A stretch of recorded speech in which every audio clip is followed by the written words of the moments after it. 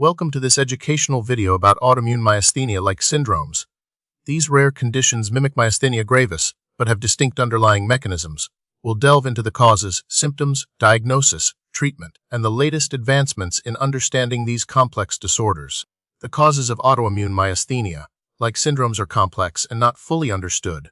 Unlike myasthenia gravis, where antibodies primarily target the acetylcholine receptor, these syndromes involve antibodies against other proteins crucial for neuromuscular transmission. These proteins include muscle-specific kinase known as MuSK, lipoprotein-related protein 4 or LRP4, and agrin. Certain genetic predispositions and environmental factors may also play a role in triggering these autoimmune responses. The pathophysiology of these syndromes revolves around the disruption of neuromuscular junction function. Antibodies targeting MuSK, for instance, interfere with its role in clustering acetylcholine receptors on the muscle cell surface.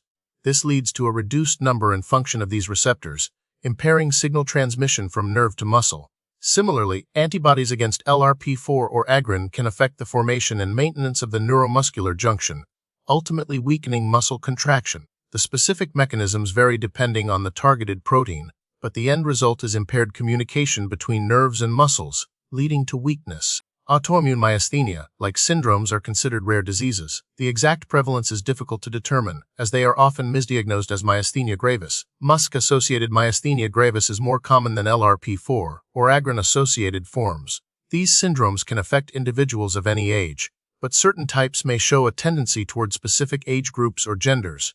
Further epidemiological research is needed to better understand the true frequency and distribution of these conditions.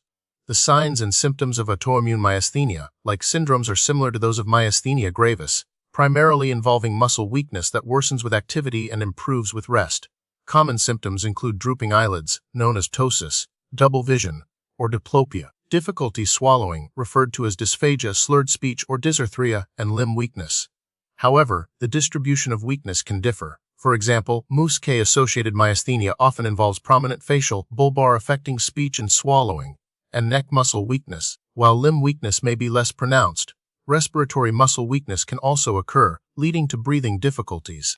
Diagnosing autoimmune myasthenia-like syndromes requires a comprehensive approach. This often begins with a thorough neurological examination to assess muscle strength and identify specific patterns of weakness. Blood tests are crucial to detect the presence of antibodies against MuSK, LRP4, and agrin. Electrophysiological studies, such as repetitive nerve stimulation and single-fiber EMG, can help identify abnormalities in neuromuscular transmission.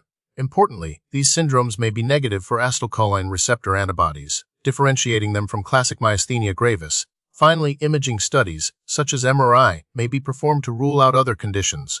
While the term autoimmune myasthenia-like syndromes broadly encompasses conditions mimicking myasthenia gravis, the primary classification is based on the specific antibody involved. Therefore, we differentiate between MuSK-associated myasthenia gravis, LRP4-associated myasthenia gravis, and agrin-associated myasthenia gravis. Each type may present with slightly different clinical features and responses to treatment, although there are overlapping characteristics. Treatment for autoimmune myasthenia-like syndromes aims to improve muscle strength and reduce symptoms. Medications such as cholinesterase inhibitors, like pyridostigmine, can provide temporary relief. Immunosuppressive therapies, including corticosteroids azathioprine, mycophenolate mofetil, and rituximab, are used to suppress the autoimmune response. In severe cases, plasma exchange or intravenous immunoglobulin may be used to provide short-term improvement. The choice of treatment depends on the severity of the symptoms and the specific antibody involved, with some subtypes showing better responses to certain therapies. Symptomatic management, such as physical therapy and speech therapy, is also important. Currently, there are no specific preventative measures for autoimmune myasthenia-like syndromes, as the underlying causes are not fully understood. However, maintaining a healthy lifestyle, avoiding known triggers for autoimmune diseases, and promptly addressing any underlying medical conditions may potentially reduce the risk. Further research is needed to identify modifiable risk factors and develop targeted prevention strategies.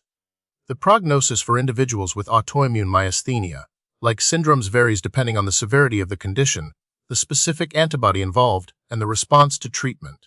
With appropriate management, many individuals can achieve significant symptom control and improved quality of life. However, some may experience persistent weakness and require ongoing treatment. Recent research is focused on developing more targeted therapies that specifically block the effects of the pathogenic antibodies. Clinical trials are also exploring the potential of new immunosuppressive agents and other novel approaches to improve outcomes for these patients. Continued research offers hope for better treatments and a brighter future for those living with autoimmune myasthenia-like syndromes.